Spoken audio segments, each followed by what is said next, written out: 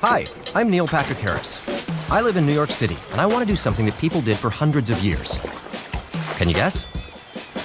I want to swim in the river. I briefly polled my fellow New Yorkers to see if they wanted to join me. Nah. In your city, no. Okay, why not? Filled with poo. The bodies. Combined sewage overflow. What I call poop flow. All good points, but let me see if I can change your mind. Step into my time machine. Early 1900s. Oh my God, yes, you're right. It's a floating pool in the river. In 1911, nearly 2 million patrons used the floating baths.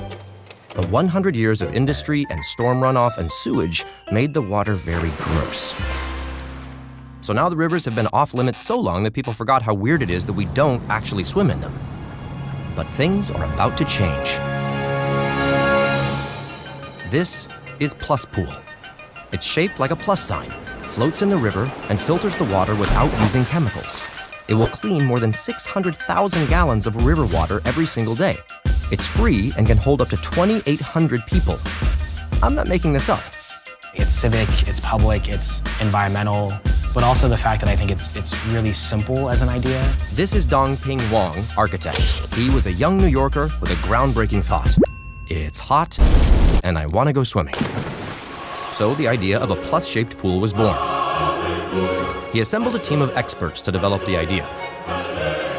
Okay, they were his friends. Jeff is the conservative, smart, and safe one. Dong is the best version of Dogtown and Z-Boy's surfer bro.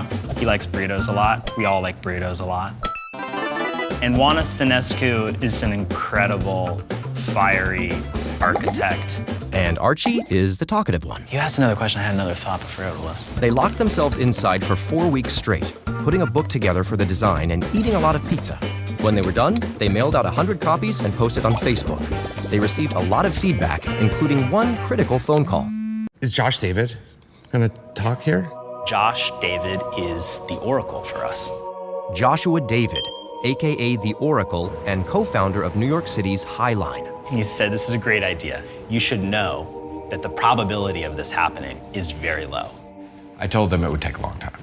Undeterred by the Oracle's warning, the gang started pitching. And that week, we actually met with Parks and Recreation, who told us the city has no money for a project like this. Oh, well, we're gonna do a pool. It's gonna be a filter. Solved. That just seemed fanciful. We were getting laughed at, but only for the first 10 to 15 minutes of a meeting. By the end of it, they were just asking lots of questions. They went on more and more meetings. Hundreds. 1,000 or more? Okay, thousands. Department of Health, Department of Environmental Conservation, Department of Environmental Protection, Economic Development Corporation, the Deputy Mayor, the Mayor's City Hall, City Council, Riverkeeper, Waterkeeper, the owner of Saturday's Surf Shop, you name it. Like any good millennial, they turned to Kickstarter. We were kids. Dong was literally wearing a tie-dye t-shirt. We're here because we basically want to build a floating pool in New York for everyone. They used that money for their next challenge, figuring out how to clean that dirty water. We drew this diagram that was like, we're gonna filter out the rats, and we're gonna filter out the condoms, and we're gonna filter out feces, and then this bacteria, and da-da-da-da. Simple, right? But just to be safe, they partnered with a fancy engineering firm to do a feasibility report. It's a super dry document. I think we just flipped to like the summary page, and it was just like, feasible. We're like, phew, that's like all we needed to know. Next, the team hired a Canadian water engineer named Greg, who ran tests in a small pool in the river. We called it Float Lab. And his days were brutal. He would be out in the sun, changing out the cartridges, take tests 3 times a day. But despite Greg and the team's best efforts, they weren't getting the results that they wanted. And that was a dark time. You've spent almost $400,000 with a community of 5,000 people behind you asking every day what's going on. And so it was a little scary.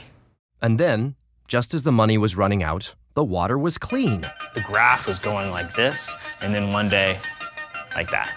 And we jumped in it, because it was the first time anybody had swam in a clean river in almost 100 years. And that was spiritual. People started to really pay attention. There was a moment when the 4 founders said, this isn't a naive hipster baloney thing anymore. This is real. 2011, Jay-Z writes about it on his blog, Life and Times. Holy shit, it's definitely happening. Mayor of Sydney, Australia tweets about it, says, when can we get a plus pool? David Letterman doing his monologue about plus pool. Time magazine called Plus Pool one of the top inventions of the year. The cronut also won, and you're like, this is gonna happen, Mom, you know? And it was totally happening, Mom. Plus Pool even caught the attention of HEINEKEN, who were super excited to help make the rivers accessible to everyone again. HEINEKEN, through the Cities Project, is really good at identifying people that are doing projects that are making their cities better. The Cities Project is all about giving back to cities. It's HEINEKEN's initiative to make cities better for the people who live in them. This is one of those ideas that everybody who hears, it's like, of course I want to do that. Of course I want to swim in the water. They think it's a little bit crazy and like, that's never gonna happen. But you know what? The more you talk about it, the more we get it out into the public conversation, the less crazy it sounds. HEINEKEN has given us the ability to speak to an audience. It'd be pretty fun if we could swim in the river again.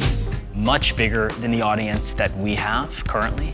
HEINEKEN's primary purpose is to drive awareness. We want people to demand that they get Plus Pool. And if we could clean the water in one river in one city, imagine multiplying that by Plus Pools all over the world. My greatest hope for Plus Pool is that it spawns.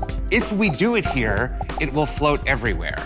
The millions of people in this country and all over the world that have ideas about how their cities can be better, they should be listened to. They should be given the tools. And they should have the opportunity to make them happen. And yeah, that's why we're doing Plus Pool. What is truly amazing about this team is that nobody asked them to do this. So much of what we do in New York is made possible because people give of themselves to make these things that we all love about New York City exist. And Plus Pool is going to be one of those things. Things happen in this city with 1,000 signatures. We're trying to get 100,000 signatures to tell the city of New York that we want to swim in the river, and we want to do that with Plus Pool. And we all can be a part of this. Tell the city you want your river back. We live in the greatest city on Earth that just so happens to be surrounded by water. Why wouldn't we swim in the river? It's not just about swimming in the river, it's about what it means to do a project like this at all. So go to swimintheriver.com and sign the pledge, buy a tile, and get your swimsuit ready. We'll see you at Plus Pool.